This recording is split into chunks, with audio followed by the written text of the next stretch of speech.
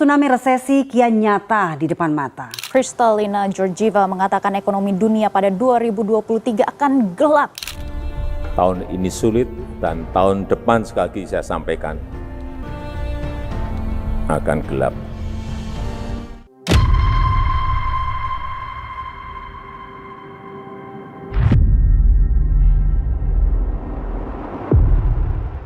Assalamualaikum warahmatullahi wabarakatuh.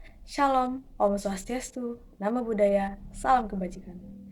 Perkenalkan, kami dari kelompok 5 akan mempresentasikan video hasil diskusi kami mengenai potensi resesi tahun 2023. Selamat menyaksikan. Berdasarkan hasil diskusi kami dan disertai dengan data-data yang valid dari sumber-sumber yang kredibel, berikut ada negara-negara yang berpotensi mengalami resesi di tahun 2023. Yang pertama adalah Argentina. Dilansir dari CNBC Indonesia, Argentina tampaknya menjadi negara pertama yang tumbang akibat kekacauan global, terpukul akibat dampak dari pandemi COVID-19 serta krisis energi akibat perang Rusia-Ukraina. Menurut Bank Sentral Argentina atau Banco Central de la República Argentina, inflasi negara penghasil gandum itu tak terkendali. Angkanya mencapai 78,5% pada Agustus dan diperkirakan tembus 100% pada akhir tahun. Negara yang kedua, Ukraina. Negara yang menjadi titik perang ini telah menderita kerugian ekonomi yang besar sejak serangan Rusia pada Februari 2022. Pertumbuhan ekonomi negara Eropa Timur ini memburuk pada kuartal kedua 2022 mencapai angka sebesar 37,2%. Hampir seluruh sektor mulai dari infrastruktur, ekspor, hingga konsumsi barang anjlok akibat perang ini. Sebagai informasi tambahan, kami juga memaparkan data dari negara besar G20 pada kuartal pertama dan juga kuartal kedua. Nomor 2, performa perdagangan apa yang paling akan terkena imbas terbesar pada saat resesi? Yang pertama adalah penurunan kinerja ekspor karena permintaan global turun dan harga komoditas juga kemungkinan turun. Yang kedua, penerimaan negara terancam. Resesi global yang mengganggu aktivitas ekspor akan berdampak pada penerimaan negara yang berkurang, terutama penerimaan negara bukan pajak atau PNBP. Yang ketiga, dampak langsung lainnya adalah pelemahan nilai tukar rupiah. Pada saat resesi, maka investor akan menarik dananya dari pasar obligasi maupun saham Indonesia dan memilih untuk beralih ke aset aman seperti emas. Yang keempat, dampaknya pada kinerja impor. Salah seorang ekonom LPEM Universitas Indonesia, yakni Tuku Rifki, menuturkan resesi global akan membuat dolar Amerika Serikat makin mahal, sehingga nilai impor bahan baku dan modal menjadi lebih tinggi. Ini bisa saja membuat produksi menurun dan ekonomi melemah. Yang kelima, atau yang terakhir, yakni terganggunya investasi di dalam negeri. Resesi akan membuat keuangan investor yang selama ini menanamkan modal di Indonesia terganggu. Kalau ditanya gimana sih kondisi perekonomian Indonesia selama 15 tahun ke belakang?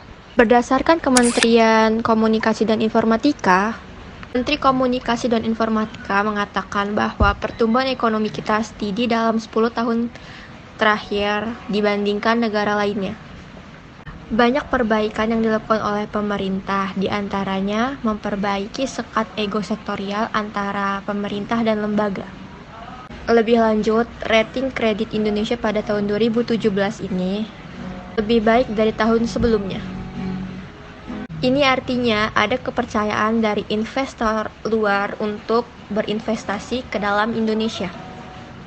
Untuk memastikan perekonomian tumbuh, pemerintah menyiapkan 16 paket deregulasi yang bertujuan untuk memudahkan masyarakat dalam berbisnis. Baiklah, di sini saya akan menjawab pertanyaan tentang kondisi perdagangan Indonesia. Kinerja ekspor dan impor Indonesia pada tahun 2021 ditutup dengan pencapaian yang positif pada neraca perdagangan. Terlihat di Desember 2021, Indonesia kembali mengalami surplus sebesar 1,02 miliar US dollar. Hal ini membawa tren surplus kembali dapat dipertahankan sejak Mei 2020 atau selama 20 bulan secara berturut-turut. Sepanjang 2021, surplus neraca perdagangan Indonesia mencapai 35,34 miliar US dollar. Nilai surplus tersebut merupakan rekor tertinggi sejak 15 tahun terakhir atau sejak 2006. Di mana pada tahun tersebut nilai surplus Indonesia mencapai 39,37 miliar US dollar. Yang akan saya jalankan bila saya merupakan pembuat kebijakan Indonesia, yaitu saat resesi terjadi di Indonesia, saya ingin memulai penanganan resesi dengan dukungan oleh kegiatan-kegiatan yang dilakukan masyarakat. Saya sebagai pemerintah harus meningkatkan angka konsumsi agar nilainya lebih tinggi. Masyarakat akan saya coba dorong agar bisa melakukan perbelanjaan yang tidak terlalu konsumtif, tetapi dengan melakukan perbelanjaan yang seperlunya saja agar roda perekonomian tetap bisa berjalan. Di samping itu, saya juga harus mendorong perubahan di sektor digital, karena dalam situasi pandemi, masyarakat sebagian besar beraktivitas secara digital. Bila saya menjadi pembuat kebijakan di Indonesia, saya akan menaikkan suku bunga secara perlahan walau beresiko. Efeknya akan terasa lebih cepat dibandingkan solusi yang lain. Namun, selayaknya pedang bermata dua, hal tersebut akan mempersulit warga yang meminjam uang kepada bank dengan suku bunga yang meningkat. Saya juga akan mengurangi impor dan menaikkan ekspor, sekaligus memasuki barang-barang yang berhubungan dengan resesi. Setelah itu, saya ingin memberi insentif yang mendorong usaha UMKM lokal agar menjadi pendapatan nasional yang berpengaruh terhadap perekonomian negara, tanpa mengecualikan anak muda yang membuka usaha online, sekaligus insentif lain agar warga berinvestasi juga termasuk solusi yang akan saya tempuh. Kondisi perdagangan dan perekonomian di Indonesia. 1. Ekonomi Indonesia dalam 2 kuartal terakhir berhasil tumbuh di atas 5%. Pada kuartal 2, 2022, pertumbuhan ekonomi Indonesia bisa mencapai 5,44%. 2. Prediksi pertumbuhan ekonomi di Indonesia dikoreksi sebanyak 0% menjadi 5,0%. 3. Usaha mikro kecil dan UMKM di Indonesia berkontribusi 99% dari jumlah total perusahaan aktif di Indonesia.